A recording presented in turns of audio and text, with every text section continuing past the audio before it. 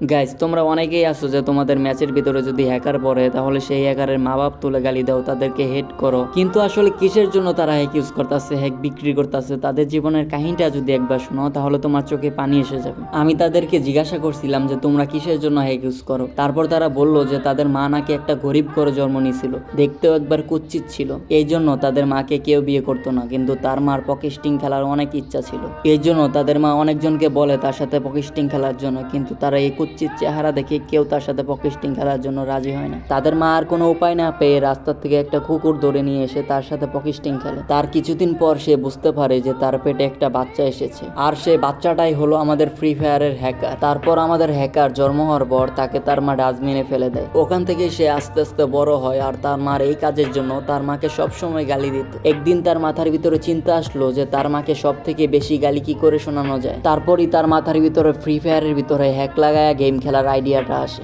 আর তাদের আইডিয়াটা সফলভাবে কাজে লাগে। ঠিক এই জন্য তাদের মা বাপ তুলে গালি দিলে তাদের কোনো যায় আসে না, তারা আরো খুশি হয়।